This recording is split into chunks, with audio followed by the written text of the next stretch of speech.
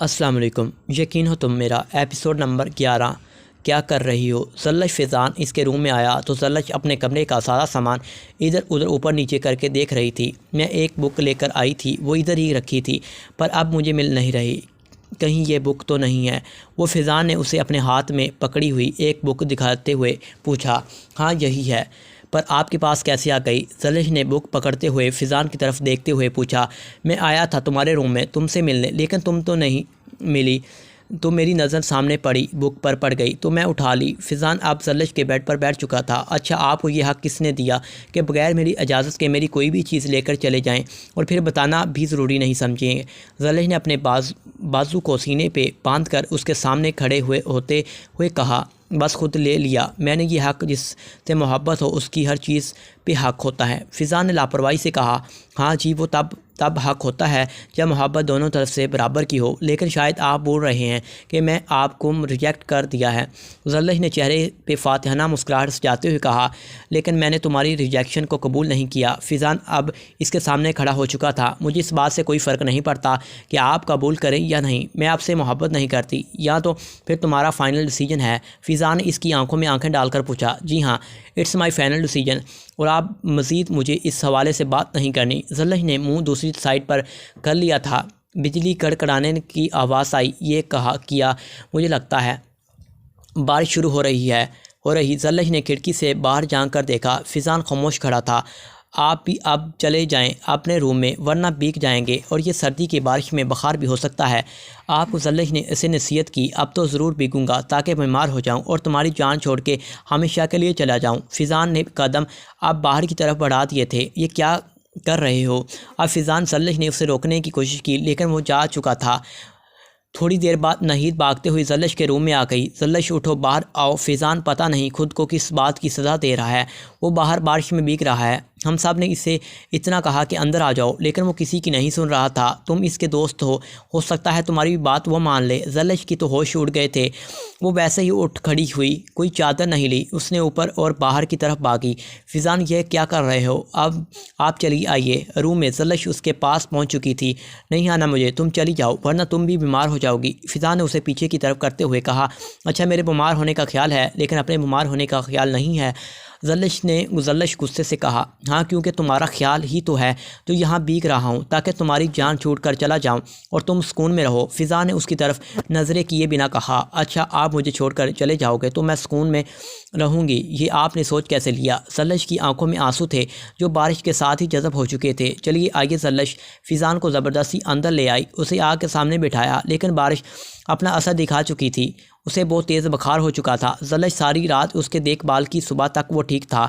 अब कैसी तबीयत है आपकी। ज़ल्लश उसके पास ही बैठ चुकी थी। जैसी भी हो, तुम्हें इससे क्या। फ़ैज़ान ने बच्चों की तरह ज़िद करते हुए मुंह दूसरी तरफ कर लिया, मुझे बहुत कुछ है फ़ैज़ान, और आप मुझसे बिल्कुल मोहब्बत नहीं करते। ज़ल्लश ने अब रोना शुरू कर दिया था। तुम रो क्यों रही हो। फ़ैज़ान अब चुप करवाने की कोशिश कर रहा था। आप रात को क्या कर रहे थे। अगर आपको कुछ हो जाता तो मैं क्या करती। आपने मेरे बारे में एक बार भी नहीं सोचा। मैं कैसे जीती आपके बिना। ज़ल्लश ने रोते हुए फ़ैज़ान के कंधे पर अपना सर रख लिया था। लेकिन तुम तो मुझसे मोहब्बत नहीं करती, तो फिर जीना क्यों मुश्किल हो गया। फ़ैज़ान ने इंजान बनते हुए ज़ल्लश को छेड़ने के लिए कहा, फ़ैज़ान, मैं आपसे बहुत मोहब्बत करती हूँ। मैं जब तक आपको ना देख लूँ मुझे सुकून नहीं आता। मैं सिर्फ आपको सोचती रहती हूँ। हल में ज़ल्लश ने फ़ैज़ान के कंधे पर सर रखते हुए सारे जज्बात उसे बता दिए। मोहब्बत तो आप मुझसे नहीं करते थे, फिर कैसे हो गई। ज़ल्लश ने अब फ़ैज़ान के सामने आ चुकी थी। ज़ल्लश, मैं हमेशा मोहब्बत के जज्बे से अनजान रहना चाहता था। मेरी ज़िंदगी में बहुत सी लड़कियां आईं जो मुझ पे जान छिड़कती थी, लेकिन मैंने कभी किसी की परवाह नहीं की। जब तुम्हें पहली बार शॉप पे देखा तो तभी दिल की धड़कनें बेतरतीब हुई थी। तुम तो वहाँ से चले गई, लेकिन मैं सोचता रहा। तुम्हें मैं नहीं जानता था कि फिर हम मिलेंगे या नहीं। फिर मैंने तुम्हें उसी दिन सर के ऑफिस में देखा तो मुझे ना जाने क्यों एक अनजानी सी खुशी हुई। मैं तुम्हारे करीब रहना चाहता था। इसी वजह से पहले दिन से ही मैंने तुम्हें तंग करना शुरू कर दिया था। जब तुम्हें मुझे तंग करती थी तो मुझे बहुत मज़ा आता था। मैं उसी दिन से जब ट्रिप पे जाने लगा था तो मेरा दिल बार बार तुमसे मिलने को कर रहा था, लेकिन तुम्हारे सामने कमज़ोर नहीं पड़ना चाहता था। फिर तुम खुद ही आ गई। फिर जब मुझे गोली लगी, मेरी नज़रों के सामने तुम्हारा चेहरा था। जब मुझे यहाँ लाया गया तो मैं तुम्हारी आवाज़ सुनी जो दर्द से भरी हुई थी। मैं जान चुका था कि तुम मुझसे मोहब्बत करने लगी हो। जब तुमने मेरे हसीने पे सर रख कर मोहब्बत का इजहार किया, मैं खुश हो रहा था। दिल कर रहा था कि तुम्हें खुलकर बता दूं कि तुम मेरी ज़िंदगी हो। लेकिन मैं रुक गया कि ये सोच कर कि जैसे मेरी अम्मी की ये ज़िंदगी बर्बाद हो गई थी, वैसे किसी और की ज़िंदगी ना बर्बाद हो। ये मोहब्बत बस बर्बाद करती है। मेरी अम्मी ने अपनी पसंद की शादी की थी, इसको सब ने कबूल कर लिया था, लेकिन मेरे एक बड़े मामू ने इन्हें कबूल नहीं किया। मेरे नाना अब्बू भी कबूल कर चुके थे। मेरी अम्मी की शादी को लेकर मामू ने इनकी बात भी नहीं मानी और मेरी अम्मी के लिए घर के दरवाजे बंद कर दिए गए। कितनी बार अम्मी ने वापस जाने की कोशिश की, लेकिन हर बार नाकाम लौटी। इन्हीं दिनों मेरे नाना अब्बू की डेथ हो गई। मेरी अम्मी को सिर्फ इनका आखिरी दीदार करने की इजाज़त मिली थी। इसके बाद अम्मी कभी भी अपने मैके नहीं गई।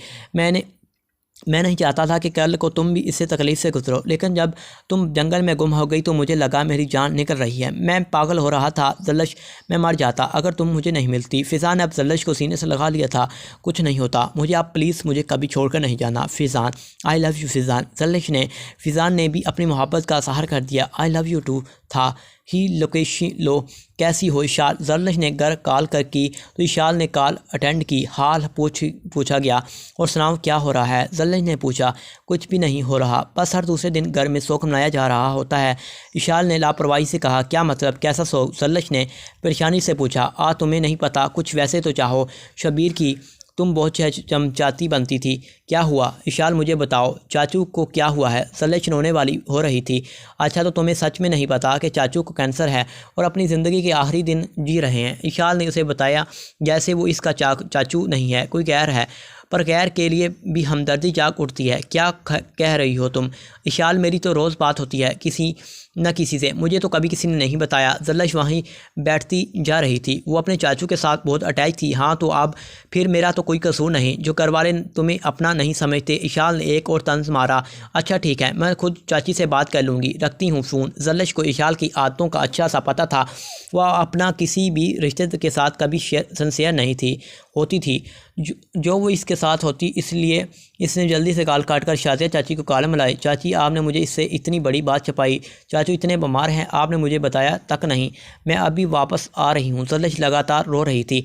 नहीं ज़ल्लश, तुम्हारे चाचू अब बिल्कुल ठीक हैं, बस कीमोथेरेपी हो रही है, जल्दी ठीक हो जाएंगे, तुम्हें आने की ज़रूरत नहीं। ये लो अपने चाचू से बात कर लो। चाचू आपको क्या हो गया है? ज़ल्लश रो रही थी। मुझे कुछ नहीं हुआ, मैं ठीक हूँ, तुम अपना ख्याल रखना, मैं रखती हूँ अपना ख्याल, मैं वापस आ जाऊँ। नहीं बेटा, अभी तो मैं वैसे भी कराची जा रहा हूँ, तो तुम क्या करोगी इधर आकर? मैं वहाँ से कीमोथेरेपी कराऊंगा, जो वापस आ जाऊँगा तुम आ जाना। ठीक है चाचू, खुदा हाफिज़। कार रख कर कितनी देर ज़ल्लश रोती रही, फिर उठकर अपनी ड्यूटी पर चले गई। ज़ल्लश, क्या हुआ है, आज चुप क्यों हो? फ़िज़ान ने उसे गुमसुम बैठा देखा तो उधर ही आ गया। फ़िज़ान, मेरे चाचू की तबीयत बहुत ख़राब है, मेरा दिल कर रहा है अभी उड़ के उनके पास पहुंच जाऊं। ज़ल्लश ने फ़िज़ान के सामने भी रोना शुरू कर दिया था। प्लीज़ जब चुप कर जाओ ज़ल्लश, मेरी जान, तुम्हें रोता देखकर मुझे बहुत तकलीफ़ हो रही है। फ़िज़ान उसको चुप करवा रहा था। ओके ये लो, मैं चुप हूँ। ज़ल्लश ने अपने आंसू पोंछ लिए। वो नहीं चाहती थी कि फ़िज़ान को तकलीफ़ हो। To be continue. देखिएगा आने वाली एपिसोड बहुत मज़ेदार।